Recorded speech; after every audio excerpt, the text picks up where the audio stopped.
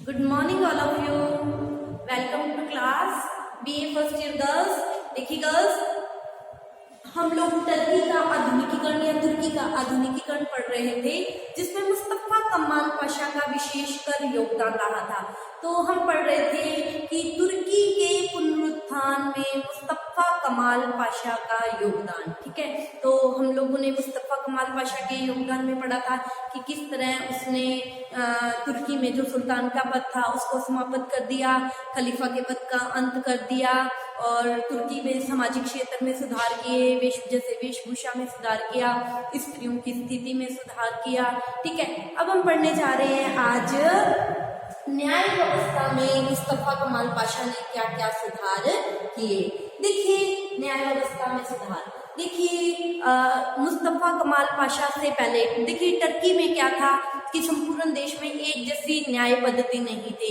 हर 5 मील 10 मील 15 मील की दूरी पर कानून व्यवस्था क्या है बदल जाती थी. एक जैसे अपराध के लिए अलग अलग सजाएं दी जाती थी. ठीक है, लेकिन मुस्तफा कमाल पाशा ने क्या किया, संपूर्ण देश के लिए एक जैसी न्याय पद्धति अपनाने का निश्चय किया और इसके लिए 1926 में स्विट्जरलैंड की दीवानी संहिता को, जो कानून संहिता थी, उसको टर्की में लागू किया गया. ठीक है, और संपूर्ण देश में एक जैसी न्याय पद्धति अपनाई. देखिए, अब हम जानेंगे धार्मिक क्षेत्र में सुधार. ठीक है, देखिए अगर हम धार्मिक क्षेत्र की बात करते हैं तो देखिए जो इस्लाम धर्म था ये टर्की का राज्य धर्म था और हर व्यक्ति को ये धर्म अपनाना पड़ता था. लेकिन 1928 में इस्लाम को राज्य धर्म के स्थान से क्या कर दिया, हटा दिया गया. ठीक है, और मुस्तफा कमाल पाशा ने टर्की या तुर्की को धर्मनिरपेक्ष राज्य घोषित कर दिया. धर्मनिरपेक्ष राज्य से मतलब है कि वहां रहने वाले लोग अपनी मर्जी से किसी भी धर्म को मान सकते हैं. राज्य की ओर से उनके लिए किसी धर्म विशेष को मानने के लिए कोई भी दबाव नहीं डाला जाएगा. अब तुर्की क्या बन गया, एक धर्मनिरपेक्ष राज्य बन गया. ठीक है, तो ये हम लोगों ने धार्मिक क्षेत्र में सुधार को पढ़ा. अब देखिए नंबर 6, शिक्षा के क्षेत्र में सुधार. देखिए मुस्तफा कमाल पाशा ये बात जानता था कि शिक्षा से ही टर्की का पुनरुत्थान संभव है. अगर टर्की का आधुनिकीकरण करना है, टर्की को विकसित देशों की श्रेणी में लाना है, पाश्चात्य देशों के बराबर लाना है, तो टर्की में शिक्षा को महत्व देना बहुत ही जरूरी है. अतः मुस्तफा कमाल पाशा की सरकार ने टर्की में शिक्षा के प्रचार प्रसार के लिए अनेक प्रयास किए और 7 से लेकर 16 वर्ष तक के विद्यार्थियों के लिए शिक्षा को क्या कर दिया, अनिवार्य कर दिया गया.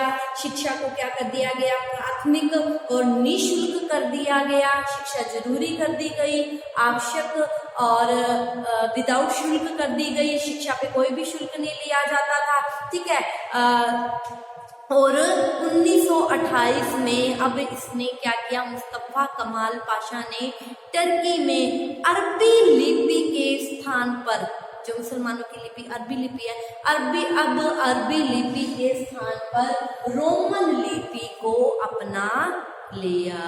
ठीक है, तो ये इसने शिक्षा के महत्व को समझते हुए टर्की के आधुनिकीकरण के लिए शिक्षा को आवश्यक माना और शिक्षा के क्षेत्र में सुधार किए.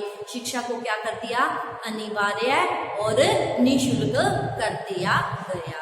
ठीक है, ये हम लोगों ने शिक्षा के क्षेत्र में सुधार पढ़े. अब हम जानेंगे आर्थिक क्षेत्र में सुधार. देखो मुस्तफा कमाल पाशा टर्की की आर्थिक स्थिति को सुधारना चाहता था और अब उसने आर्थिक स्थिति को सुधारने के लिए जो टर्की का जो बजट था, बजट को संतुलित करने का प्रयास किया. अभी कितनी आय हो रही है, कितना उस पर व्यय हो रहा है. अब इसने क्या किया, आय के हिसाब से व्यय करना शुरू कर दिया. इससे पहले जो टर्की के सुल्तान थे वो निरंकुश थे, वो क्या करते थे, व्यय के अनुसार आय करते थे. ठीक है, इसने क्या करना शुरू कर दिया, आय के हिसाब से जितनी आय हो रही है उसी हिसाब से खर्च करना शुरू कर दिया. वो क्या करते थे, पहले खर्च किए जाते थे, फिर उसी हिसाब से करना होते थे, ठीक है। अब इसने क्या किया, व्यय के आय के हिसाब से व्यय करना शुरू कर दिया और इसने क्या करना शुरू कर दिया, बजट को संतुलित करने का प्रयास किया।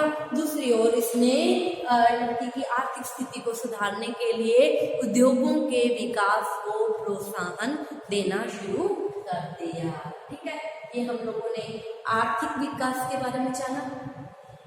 अब देखिए अगला जो इसने सुधार किया वो था कृषि में सुधार। देखिए मुस्तफा कमाल पाशा की सरकार ने कृषि में सुधार करने के लिए और किसानों की आर्थिक स्थिति को सुधारने के लिए खास करके उपाय किए, ठीक है। और इसने क्या किया, कृषि को आधुनिक बनाने के लिए, ठीक है, आधुनिक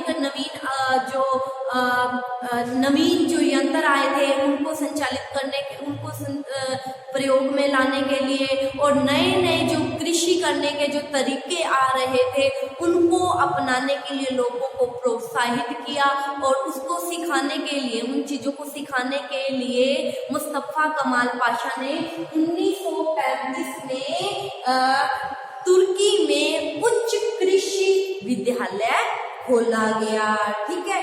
और ये तो उच्च कृषि विद्यालय था, इसके अलावा अनेक कृषि छोटे छोटे कृषि विद्यालय, कृषि फार्म, आदर्श फार्म लगाए गए और इन फार्मों की, नए नए फार्मों की सहायता से नए नए तरीके से कृषि करके उत्पादन को क्या किया गया, बढ़ाया गया और भूमि की जो उपजाऊ क्षमता थी उसको भी क्या किया गया, बढ़ाया गया, ठीक है।